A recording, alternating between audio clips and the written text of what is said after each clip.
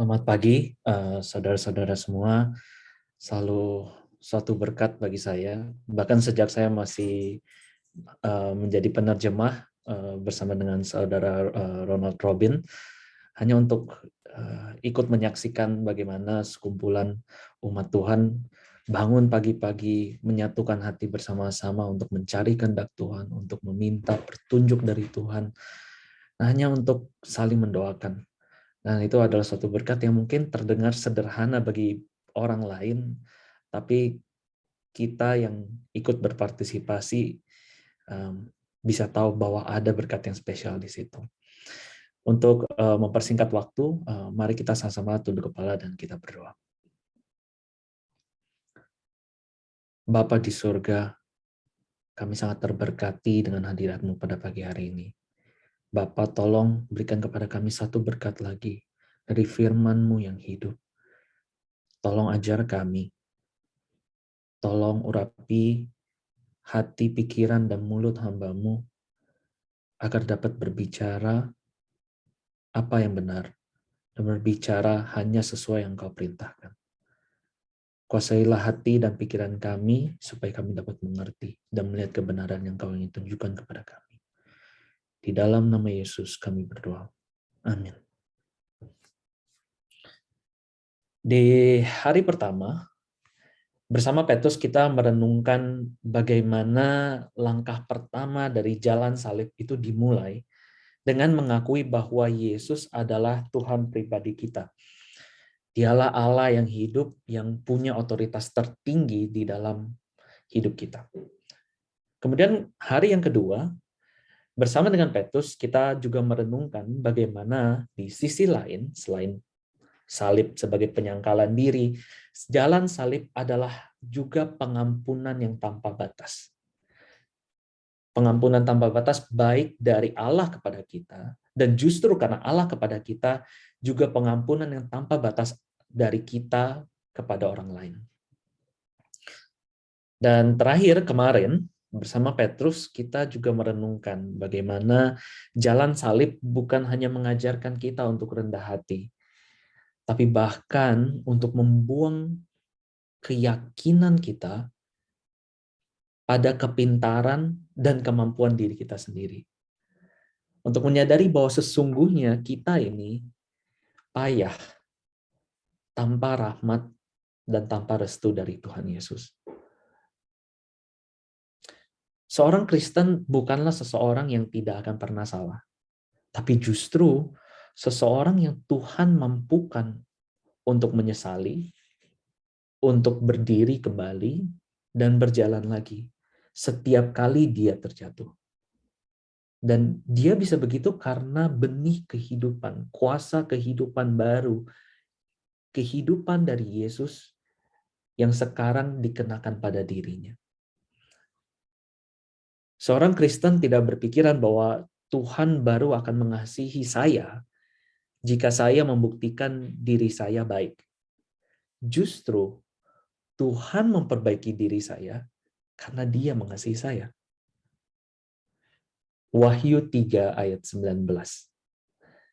Yesus berkata, "Barang siapa kukasihi, ia kutegur dan kuhajar. Sebab itu, relakanlah hatimu dan bertobatlah." Jadi, sebagai orang Kristen, Yesus memanggil kita untuk mengikuti jalan salib.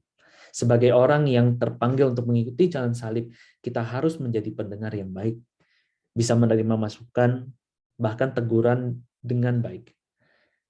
Semua itu demi menjadi pribadi yang terus belajar, bertumbuh, berakar di dalam rahmat Tuhan, sesuai dengan rahmat yang Dia karuniakan kepada kita. Nah, saat kita terakhir bersama Petrus kemarin, Petrus masih belum melihat semua hal ini. Kita bisa melihat ini karena kita melihat ke belakang, jauh setelah begitu banyak tulisan karunia, ilham melalui roh, termasuk roh nubuat yang Tuhan berikan kepada kita. Tapi pada saat itu Petrus belum melihat hal ini. Saudara mungkin sudah tahu apa yang kemudian terjadi mengikuti peristiwa tersebut. Pada malam itu juga, Petrus mengangkat pedangnya, menghunuskan pedangnya, berniat untuk membela Yesus sampai mati, seperti yang dia janjikan. Tapi dia justru dihentikan, dan dia dihentikan oleh Yesus sendiri. Saat itu Yesus betul-betul menyerahkan dirinya tanpa perlawanan sama sekali. Seperti yang genaplah yang dikatakan di dalam nubuatan bahwa Yesus akan seperti domba yang diam, yang tidak melawan sama sekali.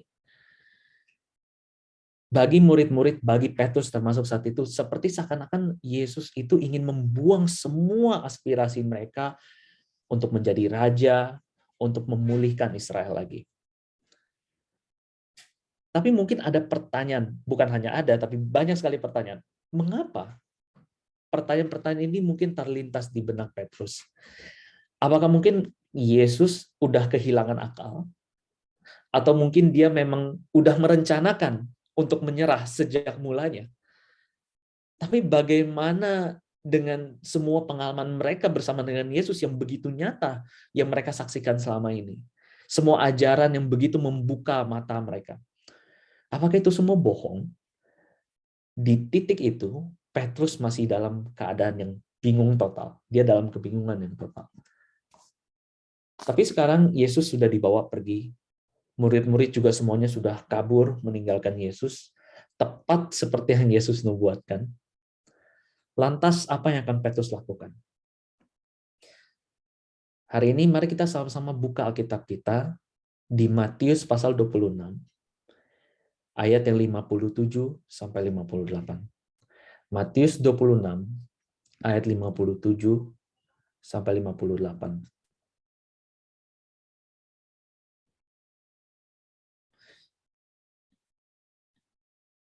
Matius mencatat, sesudah mereka menangkap Yesus, mereka membawanya menghadap Kayafas, imam besar.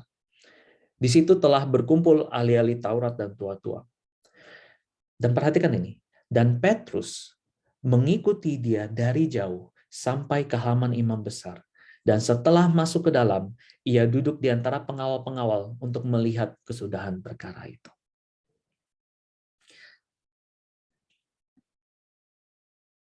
Saudara mungkin sudah tahu bagaimana kelanjutan cerita ini. Bahkan sampai nanti pada satu waktu akhirnya Petrus 3 kali menyangkal Yesus. Tapi khusus untuk renungan kita pada pagi hari ini, saya ingin justru kita memperhatikan satu detail kecil yang ada di ayat ke-58 tadi. Dan Petrus mengikuti dia, Yesus, dari jauh. Saudara lihat itu?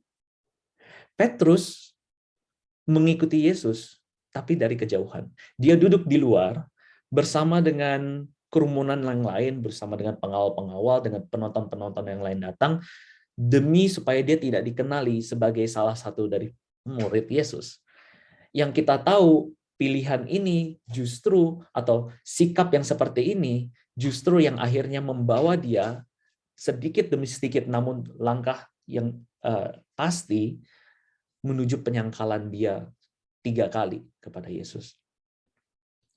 Dan ini sebenarnya berbeda dengan Yohanes yang pada saat itu sebenarnya juga mengikuti Yesus. Jadi pada saat itu ada 2 orang yang mengikuti Yesus ke mahkamah agama, Petrus dan Yohanes. Kedua ini kawan yang baik.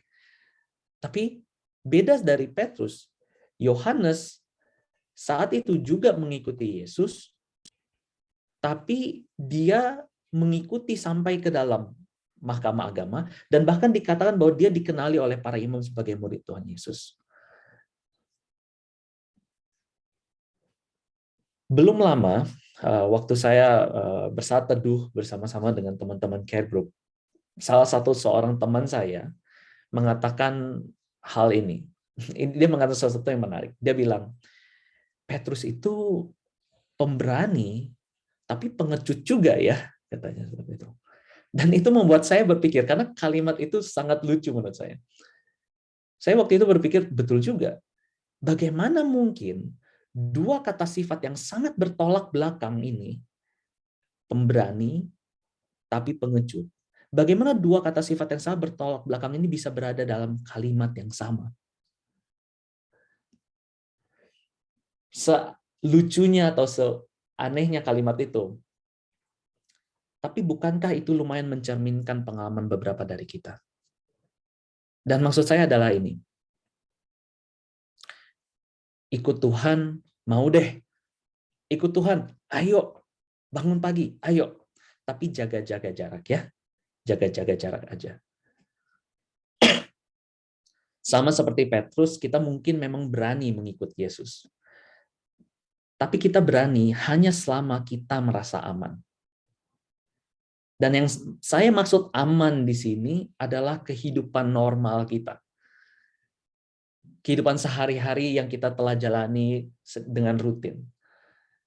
Tapi kita was-was, kita nggak berani, atau bahkan menolak kalau mengikuti Yesus artinya harus, dan ini mungkin istilah yang saudara kenali belakangan ini, kalau mengikuti Yesus harus new normal. Contohnya saja misalkan seperti sekarang ini. Kita bangun pagi-pagi, kita mengucapkan doa kita baca buku renungan, atau mungkin mendengarkan renungan. Dan sementara kita melakukan semua hal-hal ini yang sudah menjadi kebiasaan kita setiap hari, ada semacam suara dalam diri kita yang seakan-akan memberitahu kepada kita, awas, awas, dengar boleh, setuju iya, tapi udah cukup, itu aja. Nggak usah terbawa suasana, nggak usah buat keputusan, tidak perlu buat resolusi yang nanti kamu malah sesali karena udah janji sama Tuhan di hadapan Tuhan, tapi ternyata susah ngejalaninnya.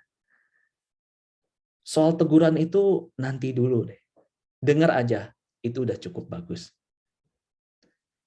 Dan oleh karena itu kita datang, kita mendekat kepada Tuhan dengan perasaan takut, seperti kita nasihatin anak kita untuk tidak terlalu dekat dengan api. Jaga jarak aman. Jangan terlalu dekat. Jaga jarak oke, kamu bisa merasakan kehangatan, tapi jika Anda terlalu dekat, nanti takut terbakar.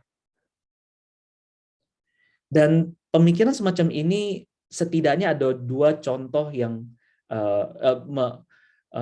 menjadi dua contoh pemikiran yang saya sering jumpai belakangan ini di dalam umat Tuhan. Yang pertama adalah kata-kata seperti nggak usah terlalu ekstrim. Apa itu ekstrim? Apakah kemudian kita mengambil sebagian kata-kata Tuhan Yesus, kemudian kita bilang bahwa, oh yang ini oke, tapi pada saat Tuhan Yesus bilang beberapa hal yang lain, oh itu terlalu ekstrim. Kita tidak perlu sejauh itu. Atau salah satu pemikiran yang lain dalam berupa pertanyaan, salah satu pertanyaan yang saya sering dapat dari anak-anak muda di gereja, juga di luar gereja, sering datang dalam format pertanyaan seperti ini. Kok saya tahu kalau saya begini itu dosa, tapi dosa enggak ya kalau saya begitu? Apakah dosa kalau saya melakukan ini? Ini semua tentu adalah pertanyaan yang jujur, dan saya sendiri pada saat ditanya seperti itu, saya menghargai kejujuran mereka untuk bertanya dengan terus terang. Dan bukannya saya tidak suka dengan pertanyaan seperti itu, tapi ada satu pemikiran yang saya rasa kita harus wanti-wanti jika kita bertanya pertanyaan seperti itu. Karena bisa jadi pemikiran kita malah menjadi seperti ini. Kita mencari satu komitmen yang minimum, tapi masih masuk standar supaya bisa diterima oleh Tuhan. Sekali lagi saya ulangi.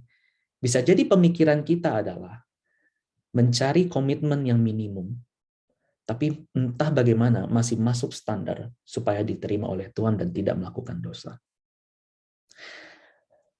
Ada suatu ilustrasi gambaran yang diberikan oleh seorang penulis Kristen yang bernama C.S. Lewis.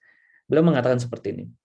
Sesungguhnya kita ini digoda untuk jadi seperti seorang wajib pajak yang jujur, tapi enggan. Kita setuju bahwa memang kita harus bayar pajak. Kita setuju bahwa pajak itu memang adalah kewajiban yang baik Bukan hanya bagi negara, tapi bagi kita semua. Kita bayar, kita buat laporan pajak dengan jujur. Tapi kita tidak suka kalau pajak naik. Sebuah isu yang sangat relevan di Indonesia belakangan ini. Kita tidak suka kalau pajak naik. Kita sangat hati-hati dalam menghitung kewajiban pajak yang harus kita bayar, supaya jangan sampai ada 1% pun yang kita bayar yang lebih dari yang diwajibkan kepada kita. Dan kita berharap, kita sangat berharap bahwa setelah kita udah bayar semua kewajiban kita kepada Tuhan, masih ada sisa sepotong kehidupan, entah satu pelosok, satu aspek kehidupan, satu potong kecil yang tersisa, yang dimana kita masih bisa nikmati hanya untuk diri kita sendiri saja, tanpa harus diawasi oleh Tuhan. Apakah kita melihat Tuhan seperti itu? Apakah keinginan kita untuk menjaga sepotong kecil dari kehidupan kita yang nyaman ini justru malah membuat kita menjaga jarak aman dari Tuhan? Seperti Petrus membuat kita mengikuti Yesus, berani untuk mengikuti Yesus, tapi dari jauh. Saudara, kita hari ini merenungkan bahwa jalan salib memanggil kita kepada totalitas.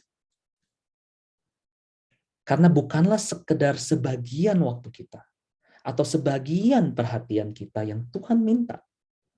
Bukan, bahkan bukan segala waktu dan perhatian kita yang Tuhan minta. Melainkan diri kita, hidup kita yang Dia minta. Kenapa? Karena Dia sendiri memberikan dirinya bagi kita. Kesabaran Tuhan terhadap kegagalan kita itu memang tidak terbatas. Itu tidak perlu Anda ragukan.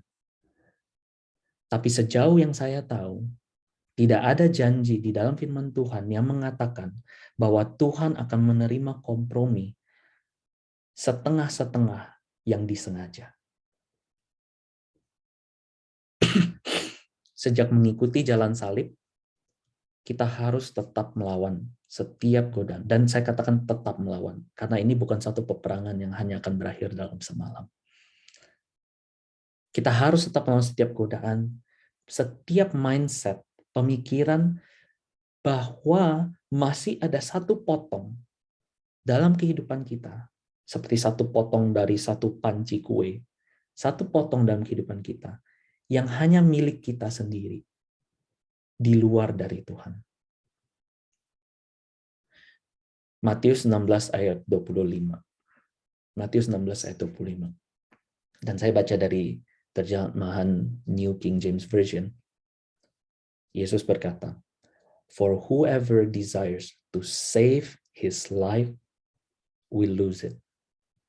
Dia yang berkeinginan untuk menyelamatkan hidupnya, menyimpan hidupnya, akan kehilangan itu. But whoever loses his life for my sake will find it. Kembali ke Petrus. Saat itu, di malam itu, memang belum saatnya Petrus untuk mengikuti Yesus sampai mati. Memang belum saatnya. Tapi suatu saat, Petrus akan menghadapi salib sama seperti Yesus. Namun bedanya saat itu, dia menghadapi salib dengan totalitas, sama seperti Yesus. Lantas bagaimana dia berubah dari Petrus yang seperti tadi, yang pemberani tapi penakut, menjadi Petrus yang seperti itu? Besok di bagian akhir dari seri renungan kita akan coba melihat beberapa hal yang terjadi kepada Petrus saat itu. Mari kita berdoa. Bapa, firman-Mu telah berbicara kepada kami semua, sebagaimana itu juga telah menegur hamba-Mu sendiri. Sesungguhnya Bapa, ampuni kami apabila masih ada kami perasaan was-was, masih ada perasaan takut, Masih ada perasaan kami untuk menjaga jarak dari Engkau, karena kami takut kami terlalu jauh mengikuti Engkau. Dan ampuni kami atas pemikiran bahwa masih ada satu bagian di dalam kehidupan kami yang ingin kami nikmati bagi diri kami sendiri saja, dan kami tidak menyerahkannya kepada Engkau. Baharuilah hati kami, Bapa. Tambahkanlah iman dan kasih kami kepada Engkau, supaya kami belajar perlahan demi perlahan, namun dengan pasti, untuk menjadi total dengan Engkau, untuk memberikan segenap yang kami miliki kepada Engkau, untuk mengasihi Engkau dengan segenap jiwa kami. Terima kasih atas berkat-Mu pada pagi hari ini. Ampunilah dosa dan kesalahan kami, karena kami mohon melalui nama anak-Mu, Tuhan kami, Yesus Kristus. Amin.